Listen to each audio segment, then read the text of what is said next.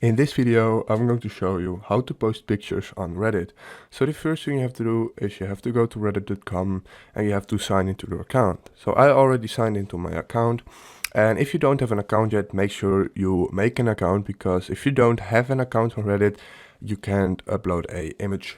So what you then want to do is you want to go to this bar over here, this kind of bar, and it says create post. So you have to go all the way to the right, and you see here create media post. So you can hit this button and then you can just drag and drop in images or upload them. So I want to upload an image, so I want to hit upload, then go to downloads, or any picture you want to download, you want to upload, and then just hit a random picture. So let's say I want to use this picture.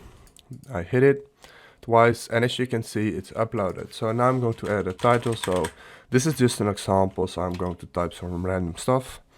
Then you can hit, you have to choose a community, so I'm just doing my profile. And now I can post it. So when I hit post, I actually posted a picture on Reddit. So if this video helped you out, please leave a like, please subscribe, and see you next time. Bye.